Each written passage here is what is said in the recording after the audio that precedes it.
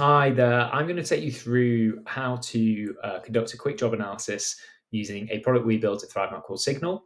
Hopefully, as explained in some of the other videos, job analysis has been highlighted as something that's really important in terms of understanding what criteria, what attributes to look for when assessing candidates.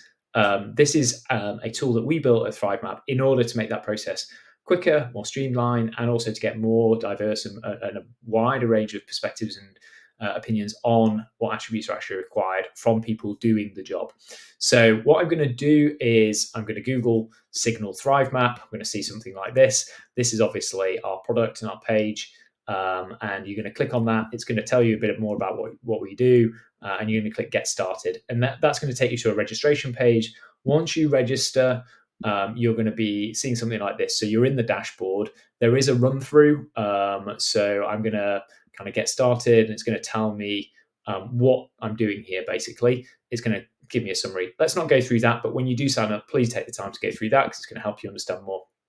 What you can see here is there's an existing role here.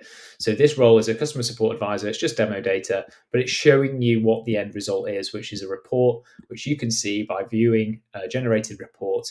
And that report is going to tell you what attributes are required to do the job, the average hours per week spent on those attributes. It's going to show you the tasks that people do in the role, and again, the amount of time they spend on those tasks. And it's going to find out as well what people find rewarding and what people find difficult or challenging about the role.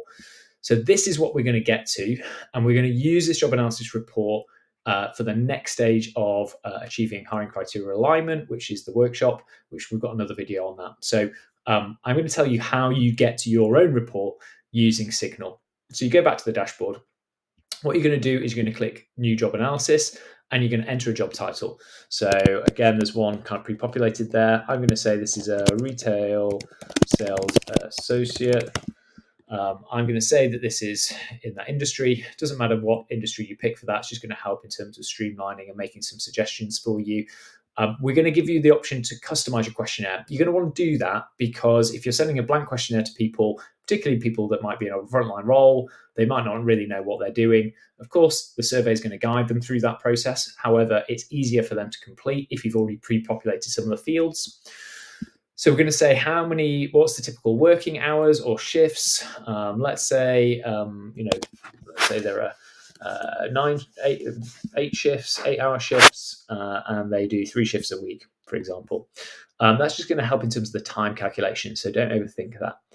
What we're going to ask you to do then is add some tasks. So as a retail sales associate, we're going to say that maybe some example tasks would be greet customers, save that task.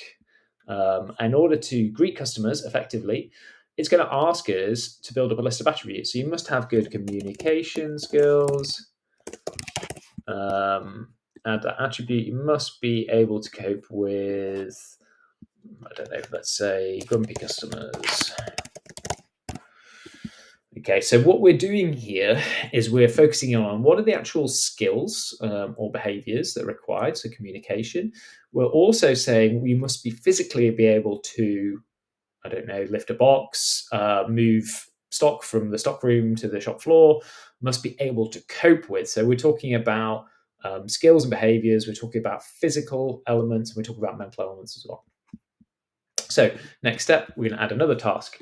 So let's say restock shelves. Save that task. You must have good attention to detail skills. Add that attribute, must be physically able to lift heavy boxes. Add attribute. Okay, so we've added a couple of example tasks. We would recommend adding anywhere between kind of 5 and 8 tasks. Again, when you send the survey out, people in the role will be able to add their own tasks and add their own attributes, and they can add attributes to tasks as well. So you don't want to give them loads of things to say that they do, but you want to give them enough so that they're not maybe repeating the tasks that are most commonly associated with the role. You can delete anything, you can edit these tasks as you go. Next step, we're going to say, what do people find rewarding and difficult? We're going to limit the number of things that they can say they find rewarding and the number of things they find difficult. or we can remove that limit. We recommend limiting it, otherwise you're going to have a lot of consolidation to do when you get the raw data back. Then sending the survey out, you can send that anonymously, so enable anonymous data collection. That is recommended, but you won't be able to see how individuals have responded. Again, you're more likely to get honesty with anonymous, or you can enable a shareable link. So anonymity is better in terms of it will go out via email, they will complete it anonymously. But if you need to send it via Slack or via a workplace messaging tool, then you might want a shareable link, but that can't be anonymous. What we do then is we go to email employees. Now, you can send a test to yourself before you send it. You can edit this email as well. And what's important here is you're really communicating why you want them to do this. So there will be skepticism from existing employees saying, why do you want to know what I do and how much time I spend on things? Is this going to be used against me somehow? Well, first of all, you can say that, look, this is completely anonymous. Also, you can say, look, this is just about us understanding what attributes to look for in new hires, so we can all recruit better team members for you. And give them the option to perhaps email you if they do have any questions.